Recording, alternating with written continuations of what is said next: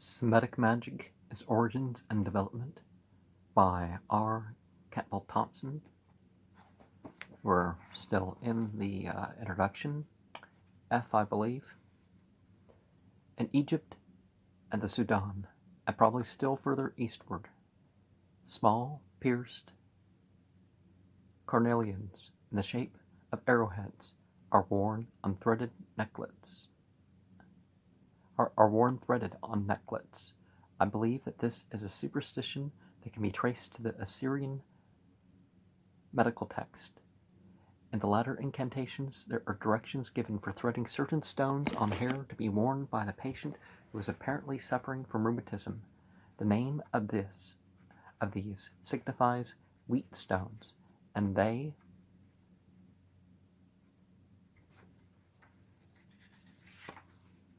are further described in a historical inscription as wheat stones, whereof the shape is fashioned as the seeds of cucumbers, such as are held in price for necklets, a stone that granteth the obtaining of favor and confidence, that no sickness draw near to man.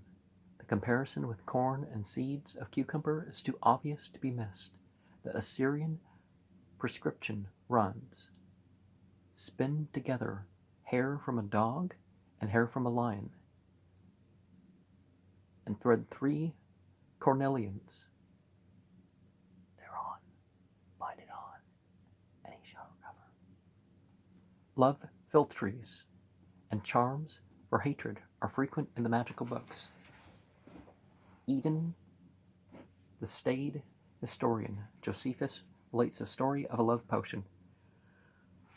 I'll go back further.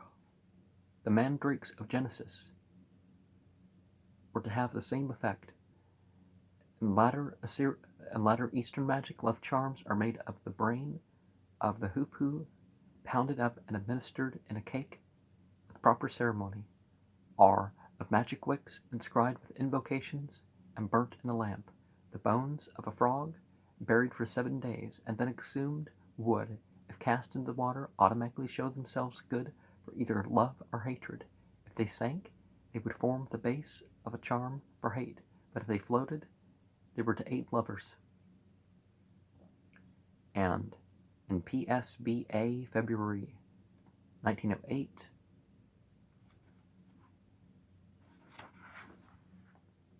R.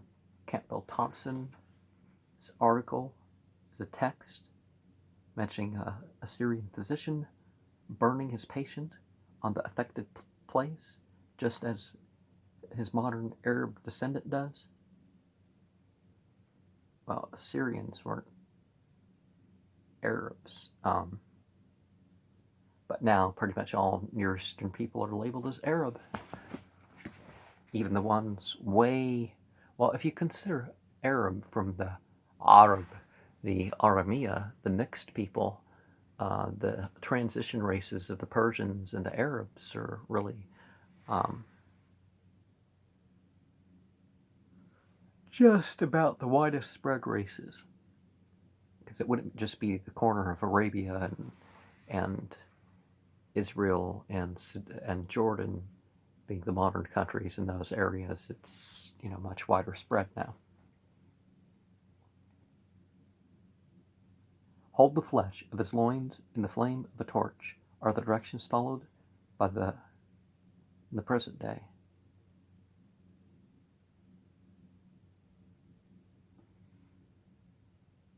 In the Jewish Wars of Josephus 31,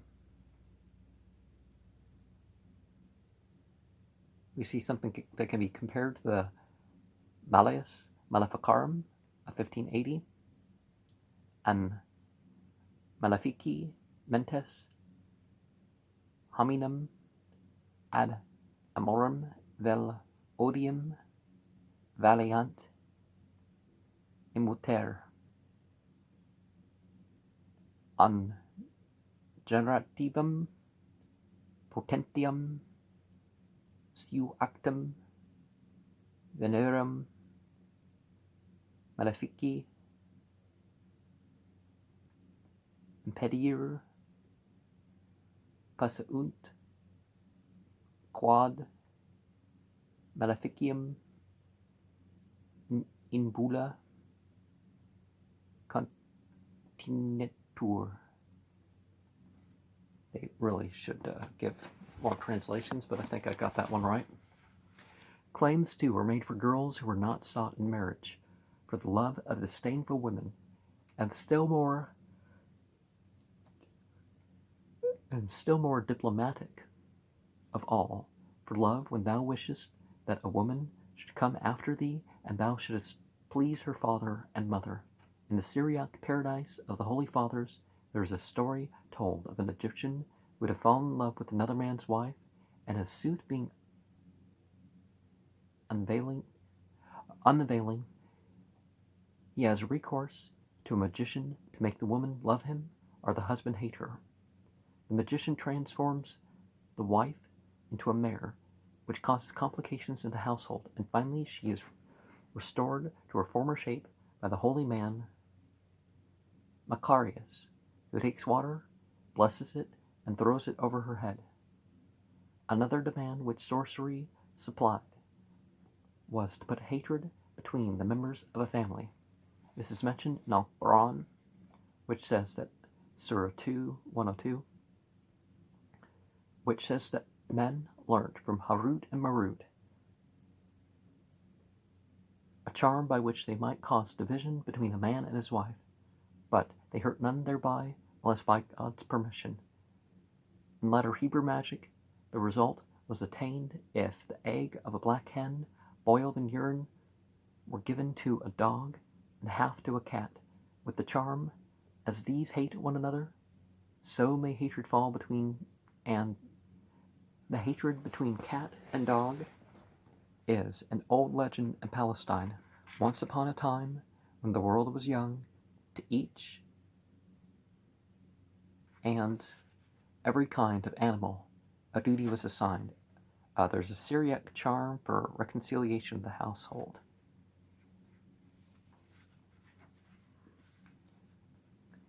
The dog and the cat were relieved from the menial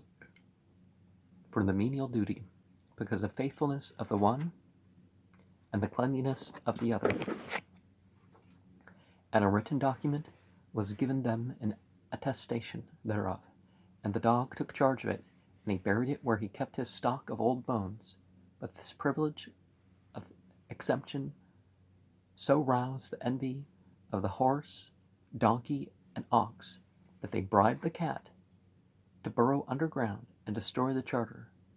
Since the loss of this document, the dog has been liable, on account of his carelessness, to be tied or chained up by his master. And what is more, the cat has never forgiven him.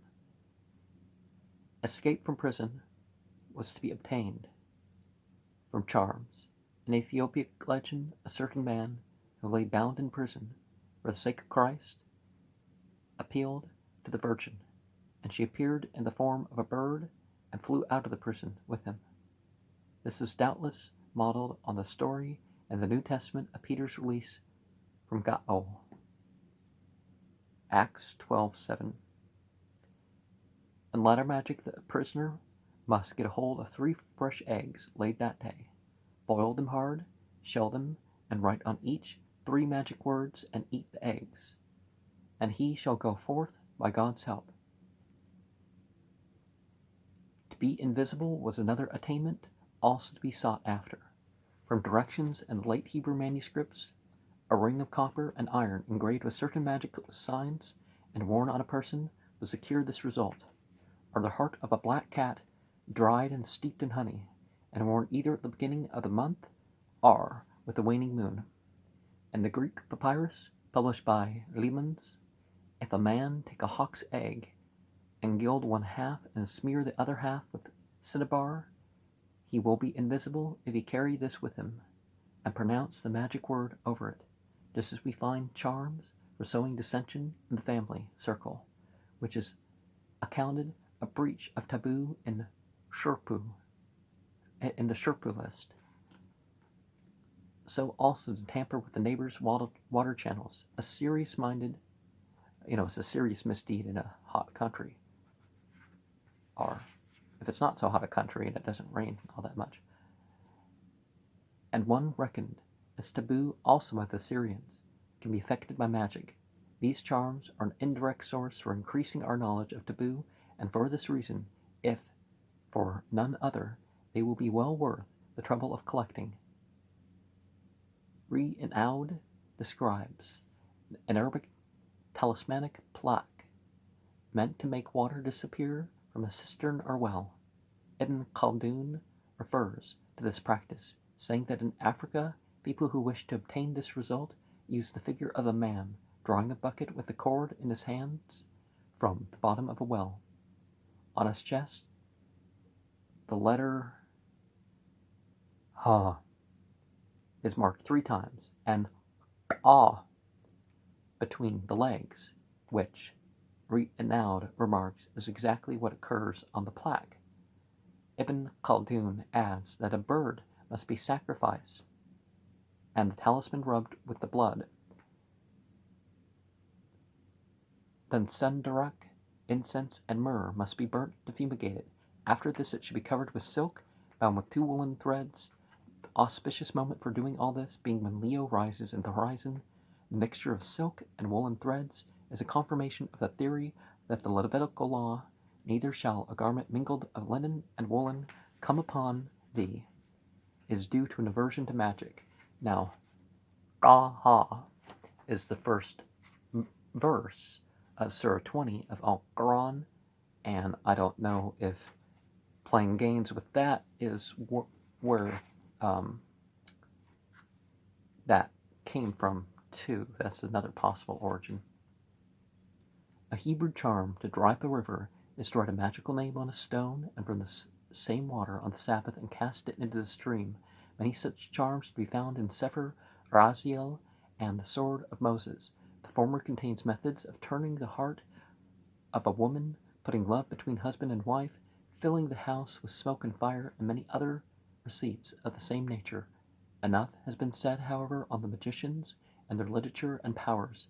Their warfare against the goblins and ghosts demanded a knowledge of certain prescribed rules which made their magic effectual when properly performed. The personal risk from demoniac attacks was small, and in many cases the magic circle was a safeguard, though it seemed to have been used more to protect the sick man in early times than the priest, but provided that they knew the proper word of power, displayed an ostentatious knowledge of their ghostly assailant. Nothing further was wanting to a successful issue than some concrete charm as an effective aid to the demon's expulsion. It seems quite strange to be making deals with demons and then saying, oh, okay, well, I'm immune to the demon. You've opened your power to that